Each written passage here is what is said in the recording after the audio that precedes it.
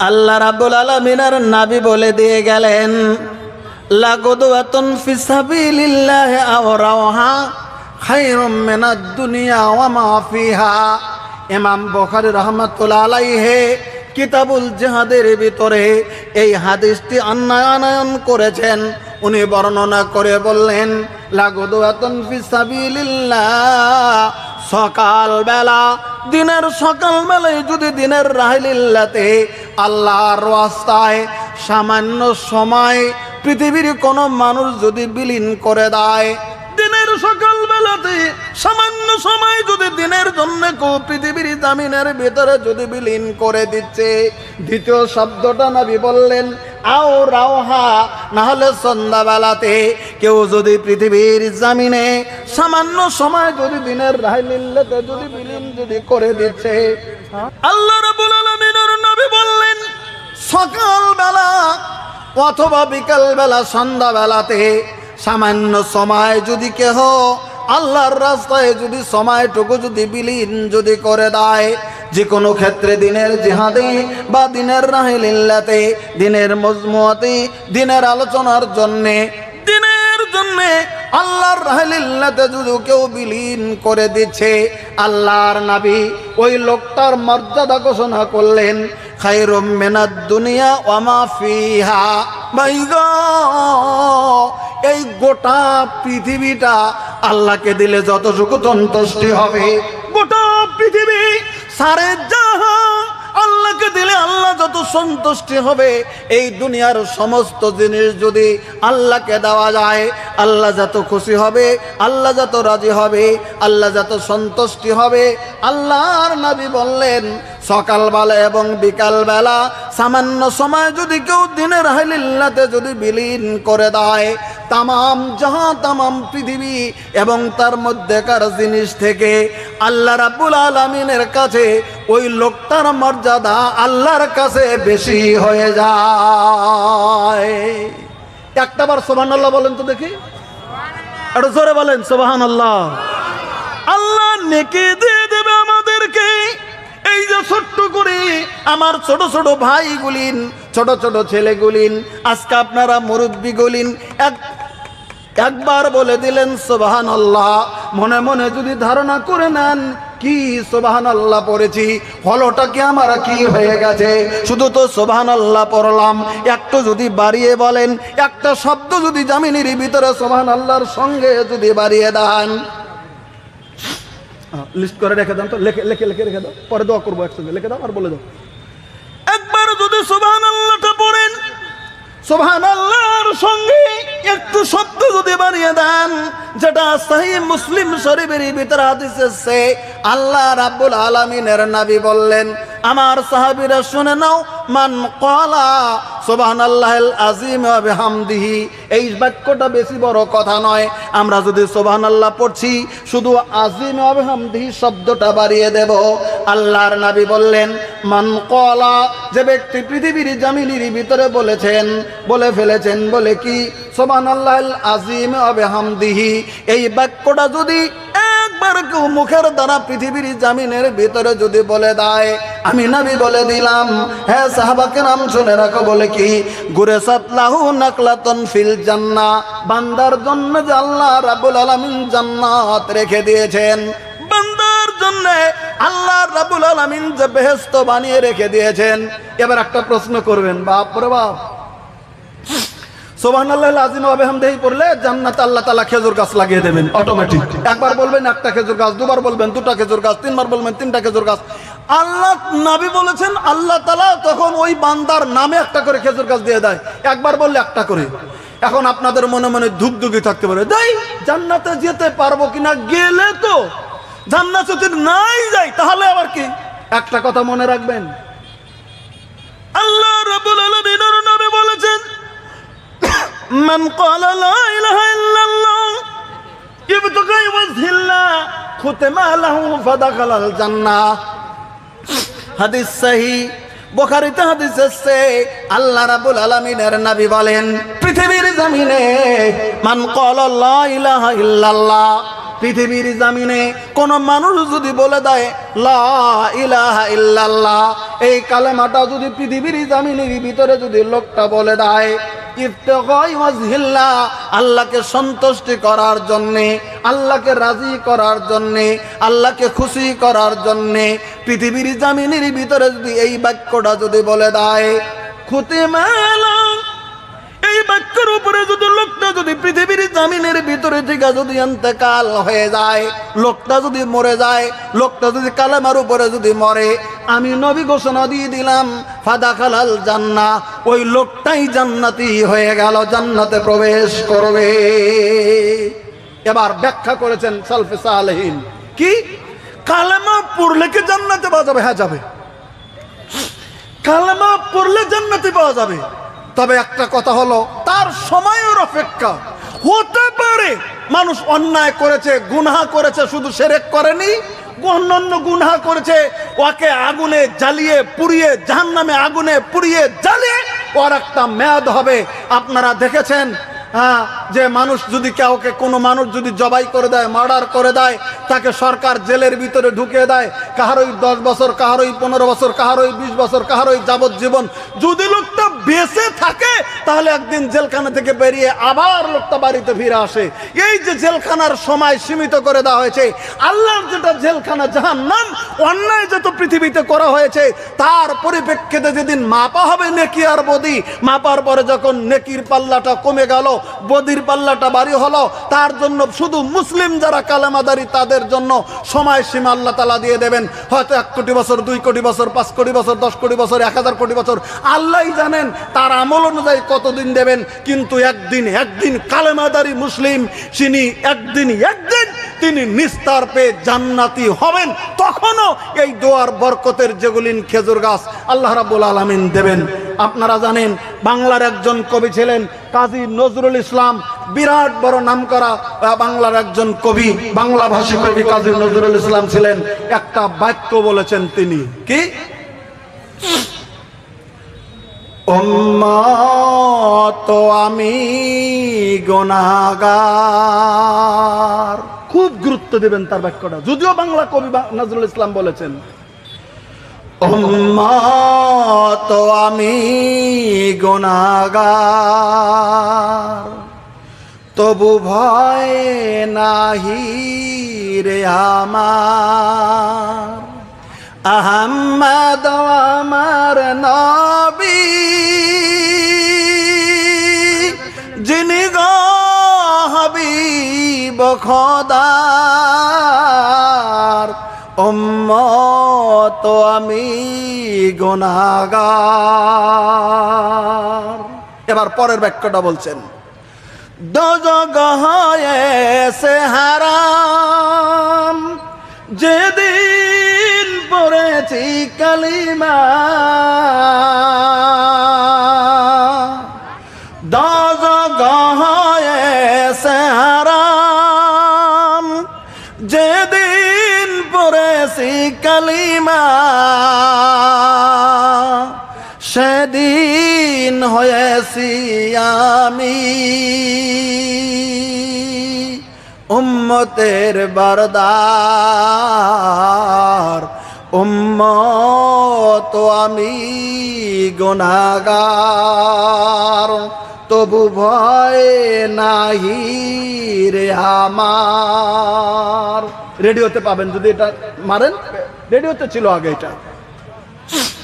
আমি বলছিলাম আল্লাহ রাব্বুল আলামিনের নবী বলেছেন কালেমাদারি মুসলমান একদিন জান্নাতে চলে যাবেন। সালফে সালিহিন তারা ব্যাখ্যা করেছেন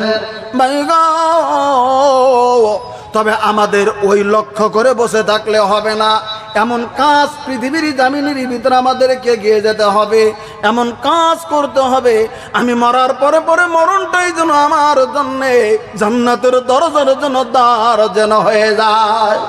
কারণ আল্লাহ রাব্বুল আলামিন পবিত্র কোরআনে কারিমে ঘোষণা করে দিয়েছেন ইয়ারফাইল্লাহুল্লাযিনা আমানু মিনকুম, পৃথিবীর মানুষেরা রে, আমি আল্লাহ রাব্বুল আলামিন পৃথিবীর তোমাদের ভিতরে যারা কোটি কোটি মানুষ গোটা পৃথিবীর জামিনের ভিতরে আছে গোটা পৃথিবীতে কোটি কোটি মানুষ আছে, এই কোটি কোটি মানুষের ভিতরে যারা আমার প্রতি ঈমান এনেছে, আমি আল্লাহ রাব্বুল আলামিন তাদের সম্মান ইজ্জত বাড়িয়ে দিয়েছি। এবার একটা প্রশ্ন হয়ে যায়, এটা হলো কোরআনে কারীম। কোরআনে কারীমের আয়াত সূরা মুজাদালার আয়াত নাম্বার 11, আপনারা খুলে মিল করে দেখেন। এবার একটা সওয়াল পয়দা হয়ে যাবে, এবার একটা সওয়াল নিজেদের ভিতরে জমে গেল। আল্লাহ বললেন ইমানদারের সম্মান আল্লাহ বৃদ্ধি করে দিলেন, অথচ পৃথিবীর জমিনের ভিতরে দেখা যায়, গ্রামে গঞ্জে দেখা যায়, আমরা মুমিন মুসলমান, আমরা গরিব, আমাদের বিল্ডিং তেমন নাই, আমাদের তেমন সম্মান নাই, আমাদের তেমন ইজ্জত নাই। এটা যদি মনে মনে মনে মনে ভাবেন, আল্লাহ বললেন কোরআনে মুমিনের ইজ্জত বেশি, অথচ দুনিয়ার ভিতরে তো আমাদের সম্মান ইজ্জত নাই। কিন্তু শুধু দুনিয়াবি ইজ্জতের কথা আল্লাহ বলেনি, ইজ্জতের কথা হচ্ছে সারা জিন্দেগি কোটি কোটি বছর যেখানে চলে যাব, ওই জিন্দেগিটা আমার আপনার আসল জিন্দেগি। ভাই গো আমার, একটু খেয়াল করে দেখুন, আমার দাদা, আপনার দাদা, আপনার দাদি, আমার দাদি, আমার নানা, আমার নানি, অনেক মুরব্বী আছে দরদের বাবা নাই। আমার যেমন বাবা নাই, বাবা হারাইতিন। আমরা নিজের হাতে বাবাকে কত বছর হয় মাটির নিচে শুয়ে দিয়েছি। অনেক মুরব্বী আছেন গো, নিজের বাবা নিজের চোখের সম্মুখে ইন্তেকাল করে যায়, আর কাঠের বাই পাশের খাটকে করে তুলে নিয়ে আপনারা কবরের ভিতরে বিসমিল্লাহ ওয়ালা মিল্লাত রাসূলিল্লাহ বলে নিজের বাবাকে মাকে কবরের ভিতরে নিজেরা শায়িত করে দিয়েছি। তারা তো কবরের ভিতরে শুয়ে রয়েছে। এখন কি কোনোদিন মনে করি আমার বাবা কবরে আছে গো, কি খাচ্ছে? আমি যদি ভালো ভালো খানাটা খেয়ে যাই জমিনের ভিতরে, আমি যদি দামি দামি কাপড় পরিধান করি পৃথিবীর জমিনে, কিন্তু ওই যে বাবাকে 3টা কাপড়ের টুকরোতে শুয়ে দিয়েছি, যতই ধনী হই না কেন গো, আমার বাবা কবরের ভিতরে ওই অবস্থায় মাটির সঙ্গে মিশে যেতে চলছে। বলেন কথা ঠিক না? ওই জিন্দেগিটা আসল জিন্দেগি, ওজন্য কবরের জিন্দেগি। আমি যদি পৃথিবীর জমিনের ভিতরে যদি মরে যাই গাও, আমার ওই জিন্দেগিটা আসল জিন্দেগি। আমি যদি মরে যাবার সময় থেকে আল্লাহ রাব্বুল আলামিন বলেন ওটাই তোমার সম্মানের জিন্দেগি। তুমি যদি পৃথিবীর জমিনের ভিতরে, তুমি যদি আল্লাহর প্রতি ঈমান যদি তুমি এনে থাকো পৃথিবীর জমিনের ভিতরে, পূর্ণত ঈমান যদি পৃথিবীর জমিনের ভিতরে আনো, আমি আল্লাহ রাব্বুল আলামিন তোমাকে জানিয়ে দিলাম বলে কি, ইন্নাল্লাযীনা ক্বালু রাব্বুনাল্লাহ, পৃথিবীর জমিনের ভিতরে তুমি যদি স্বীকার করে নাও মহান প্রভু আমার, যিনি আল্লাহ, তিনি আমার মহান প্রভু, আমার তিনি সৃষ্টিকর্তা, একথা যদি তুমি পৃথিবীর জমিনের ভিতরে মেনে নাও, আল্লাহ রাব্বুল আলামিন বললেন ইন্নাল্লাযীনা ক্বালু রাব্বানাল্লাহ সুম্মা ইসতাকামু, আর এই কথার উপরে তুমি যদি ইস্তেকামত যদি তুমি থেকে যাও, এই কথার উপর যদি তুমি দৃঢ় বিশ্বাস করে থেকে যাও, আমি আল্লাহ তাআলা বলে দিলাম তাতানাজ্জালু আলাইহিমুল মালাইকা, তাহলে তুমি যখন মরতে শুরু করে দেবে, তোমার জানটা যখন বের হতে শুরু করে দেবে, আমি আল্লাহ ওই তোমার কাছে আমার জান্নাতের রহমতের ফেরেশতা তোমার মরণের সময় তোমার সম্মুখে পাঠিয়ে দেব। একটা গুরুত্ব দেবেন, তাহলে সবসময় আল্লাহর কাছে দোয়া করবেন, আল্লাহ আমার মরণটা যেন ঈমানের হালাতে হয়, এ কথাটা খেয়াল রাখবেন। সবসময় আল্লাহকে বলবেন, আল্লাহ আমাকে তুমি বেঈমানি মৃত্যু দিও না, আমাকে বেনামাজি মৃত্যু দিও না, আল্লাহ তুমি নামাজি অবস্থায় ঈমানের হালাতে তুমি আমাকে ইন্তেকালটা দিও, আমি যেন বেঈমান হয়ে মরে যাই না। কারণ বেঈমান হয়ে মরে গেলে মরার সময় থেকে শুরু হয়ে গেল আমার জাহান্নামের দ্বার খোলা, আমার বিপদ শুরু হয়ে গেল। আমার মরণটাই জান্নাত জাহান্নামের প্রথম ধাপ, কবরটাই হচ্ছে আমার আখিরাতের জিন্দেগির প্রথম ধাপ। কাজে করতে আমি যখন মরতে শুরু করে দিলাম, তখন থেকেই সম্মান, ইমানদারের সম্মান আল্লাহ রাব্বুল আলামিন বাড়তে করে দেয় বলে পবিত্র কোরআনে কারিমে বলে দিয়েছেন। আল্লাহর ভয় এবং নবীর প্রেম আজকে আমাদের দিলের ভিতরে কতটুকু আছে? এবার একটা সাহাবীর ইতিহাস আমি আপনাদের কাছে তুলে ধরতে যাব, যে কতটুকু আছে একজন সাহাবীরা, কতটুকু আছে ইসলামের জন্য, এই পৃথিবীর জমিন আল্লাহকে ভালোবেসে কতটুকু এগিয়ে যাওয়ার জন্য মানুষেরা পৃথিবীর জমিনের ভিতরে চেষ্টা করেছিলেন। তার আগে একটা হাদিস বলছি আপনাদের কাছে। পৃথিবীর জমিনের ভিতরে আমরা যদি 3টা কাজ অভ্যস্ত হয়ে যাই, 1, 2, 3, খেয়াল রেখে দেবেন। আমরা যদি তিনটা কাজ পৃথিবীতে করতে পারি, আল্লাহ নবী সাল্লাল্লাহু আলাইহি সাল্লাম বলেছেন উনি ঈমানের স্বাদ পেয়ে গেছে। প্রশ্ন যদি করেন কি তিনটা কাজ, আল্লাহর নবী সাল্লাল্লাহু আলাইহি সাল্লাম স্পষ্টকরণ করে ঘোষণা করেছেন, হাদিস সহিহ বুখারীর। আপনারা জানেন আল্লাহ নবী সাল্লাম বলেছেন সালাসুন মান কুন্না ফিহি ওয়াজাদা বিহিন্না হালাওয়াতাল ঈমান। আল্লাহ নবী সাল্লাল্লাহু আলাইহি সাল্লাম বললেন, আমরা তো ইমানদার দাবি করেছি, এই তুমি মুসলিম, হ্যাঁ মুসলিম, তুমি মুমিন, তুমি মুমিন, তোমার নাম কি আব্দুল গাফফার, আব্দুল জব্বার থেকে শুরু করে যেহেতু মুসলিম নাম আমাদের নাম। কিন্তু আল্লাহ নবী সাল্লাল্লাহু আলাইহি সাল্লাম কি ঘোষণা করলেন, সালাসুন মান কুন্না ফিহি ওয়াজাদা বিহিন্না হালাওয়াতাল ঈমান।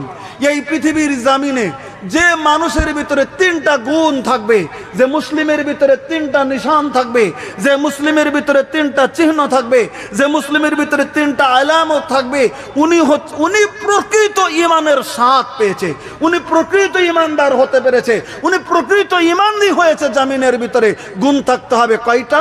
তিনটা। কয়টা গুণ থাকতে হবে? তিনটা। একথা আল্লাহ নবী সাল্লাল্লাহু আলাইহি ওয়াসাল্লাম একটা হাদিসে বলেছেন, হাদিস বুখারী। এবার প্রশ্ন যদি করেন এই তিনটা গুণ কি কি গুণ, প্রথম নম্বর নবী সাল্লাল্লাহু আলাইহি ওয়াসাল্লাম বললেন, দেখেন প্রথম বললেন, বলে কি আইয়াকুন আল্লাহু ওয়া রাসূলুহু আহাব্বা ইলাইহি মিম্মা সাওয়াহুমা। আল্লাহ রাব্বুল আলামিনের নবী বললেন, পৃথিবীর জমিনে আল্লাহ এবং আল্লাহর রাসূলকে, কথাটা খুব গুরুত্ব দিয়ে শোনেন, পৃথিবীর জমিনে আল্লাহ এবং আল্লাহর রাসূলকে গোটা পৃথিবী এবং পৃথিবীর সমস্ত জিনিস থেকে আল্লাহ আল্লাহর রাসূলকে বেশি ভালোবাসতে হবে। আপনাকে, আমাকে, আপনাকে আল্লাহ এবং আল্লাহর রাসূল থেকে গোটা পৃথিবী এবং সব জিনিস থেকে আল্লাহ আল্লাহর রাসূলকে বেশি ভালোবাসতে হবে। এটা এক নম্বর গুণ বললেন। যার দিলের ভিতরে এমন ধারণা যদি হয়ে যায় গোটা পৃথিবীর জমিনে আমি আল্লাহকে ভালোবাসি, আল্লাহর রাসূলকে জমিনের ভিতরে আমি ভালোবাসি, আমাকে যদি গোটা তার পরিবর্তে যদি পৃথিবীটা দিয়ে দাও আমি পৃথিবীটা নেব না, আমি আল্লাহর রাসূলকে জমিনের ভিতরে আমি ভালোবেসে দেখিয়ে দেব। আপনারা জানেন একজন সাহাবী ছিলেন আল্লাহ রাব্বুল আলামিনের নবী সাল্লাল্লাহু আলাইহি সাল্লামের সাহাবী।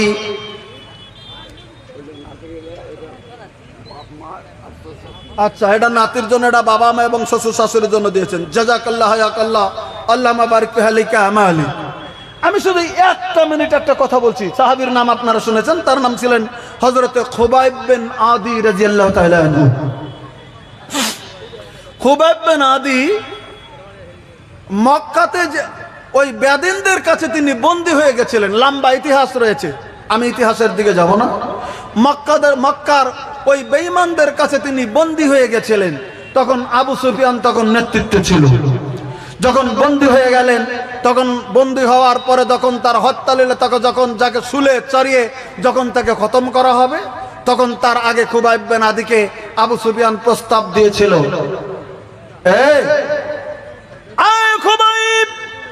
খুবাইব বিন আদিকে বলছেন, আয় খুবাইব, তাকে এখন শুলে চড়িয়ে দেব, একটু পরেই তার দেহের ভিতরে ছুরি আঘাত করে করে, তীর মেরে মেরে আঘাত করে করে তাকে পৃথিবীর জমিনের ভিতরে থেকে তাকে নিস্তারাবোধ করে দেব। খুবাইব রে, তুই যদি মনে মনে মনে মনে মনে মনে যদি ভাবিস বলে কি তোকে ছেড়ে দিয়ে দেব, তোকে মারবো না, তবে তোর বদলে তুই যদি জীবনে পারস মুহাম্মদকে আমাদের হাতে তুই সমর্পণ করে দিবি, তোর বদলে তোদের রাসূল মুহাম্মদকে আমাদের হাতে তুলে দিবি, তোকে ছেড়ে দিয়ে দেবো, যা তোকে ছেড়ে দেবো, এটা পারবি?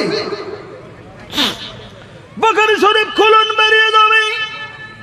হযরতে খুবাইব বিন আদি রাদিয়াল্লাহু তাআলা বলেছিলেন, এরে আবু সুফিয়ান, রে মক্কার জাহেলেরা শুন, আমার জানের বদলে বিশ্বনবীকে তাদের হাতে দেওয়ার কথা তোরা বলেছিস, না না না, আমাকে যদি এতটুকু প্রস্তাব যদি দেওয়া হয় বলে কি, বলে তোকে ছেড়ে দিয়ে দেব, শুধু বিশ্ব নবীর গায়ের ভিতরে একটু কাটার আছর কোনো মতে পিপিলিকা যেমন করে কামড় দিয়ে দেয়, পিঁপড়া যেটাকে বলি, পিপিলিকা যেমন করে কামড় দিয়ে দেয়, পিপিলিকার কামড়ের মতো ছোট্ট একটা দাগ লেগে যাবে।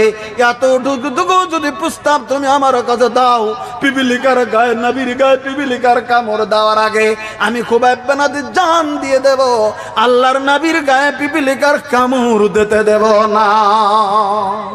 দেখেন আল্লাহ রাব্বুল আলামিনের নবীর সাহাবীর কত কেমন, নবীকে ভালোবাসতেন কত, বলে দিয়েছিলেন ছেড়ে দিয়ে দেব, জীবনে যদি পারিস তুই মুহাম্মদকে আমাদের হাতে ছেড়ে দিবি, তুই চলে যা। কিন্তু উত্তরটা দিয়েছেন মুহাম্মদকে ছেড়ে দেওয়া তো দূরের কথা, তার গায়ে একটা আসর লাগার মতো ব্যবস্থাও করতে আমি খুবাইব বিন আদি দেব না। এটা বলে দিয়েছিলেন আল্লাহ রাব্বুল আলামিনের নবীর সাহাবী হযরত খুবাইব বিন আদি রাদিয়াল্লাহু তাআলা আনহু। তাই প্রমাণ করেছেন হযরত খুবাইব বিন আদি আল্লাহ রাব্বুল আলামিনের নবীকে পৃথিবীর জমিনে ভালোবাসতেন কত। এবার একটা ঘটনা বলছি, শুনে নেন। আল্লাহর রাসূলকে গোটা পৃথিবী থেকে যে বেশি ভালোবাসতে হবে তার প্রমাণে আমি একটা হাদিস নিয়ে আসছি আপনাদের কাছে, তর্জমা বাংলা। এবার শুনে নেন, নবীর যেগুলি সাহাবী ছিলেন তার ভিতরে একজন সাহাবী ছিলেন, তার নাম হযরত সুহাইব রুমি রাদিয়াল্লাহু তাআলা আনহু। নামটা খেয়াল রাখার চেষ্টা করবেন। হযরত সুহাইব রুমি রাদিয়াল্লাহু তাআলা আনহু একজন সাহাবী ছিলেন, নবী। এবার হযরত সুহাইব তার জীবন ইতিহাস আল বিদায়া নিহায়া পড়ে দেখবেন, বের হয়ে যাবে। আপনাদের কাছে যদি আছে তাহলে ক্লিয়ার করে নেবেন, আর ইতিহাসটা ওখানে পেয়ে যাবেন, ইন্টারনেটেও আপনারা পাবেন। হযরত সুহাইব রুমি রাদিয়াল্লাহু তাআলা আনহু এই হাদিসগুলি ফলো করেছেন কিভাবে তারা পৃথিবীর জমিনে। হযরত সুহাইব রুমি রাদিয়াল্লাহু তাআলা আনহু, তেনার বাবা ছিলেন পারস্য দেশের একজন খুবই নাম করা লোক। সেই যুগের আরব জগতের, সেই যুগের ইরাকের খুব নাম করা লোক ছিলেন এই সুহাইব রুমির বাবা। একটা দেশের শাসক ছিলেন, তার স্ত্রীকে রেখে উনি শাসক চালাচ্ছে।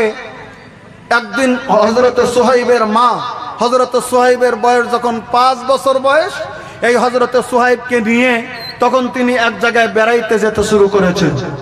রাস্তার ভিতরে রোমের দুষ্কৃতীরা একদম এসে ডাকাতি করে সোনা রূপা গয়না গাট্টি তো যা ছিল নিলই, এই ছোট ছোট বাচ্চাদেরকেও মায়ের হাতে থেকে তখন চুরি করে নিয়ে যাওয়া হতো ডাকাতি করে।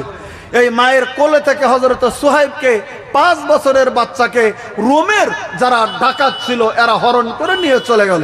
কারণ তখনকার যুগে ছেলে মেয়েদেরকে বাজারে দাস হিসাবে বিক্রির প্রথা ছিল, গোলাম হিসাবে বিক্রির প্রথা ছিল, গোলাম হিসাবে বেচা হতো। তাই 5 বছরের সুহাইবকে মার কোলে থেকে নিয়ে যায় রুমে বিক্রি করে দিল, দাস হিসাবে বিক্রি করে দিয়েছে।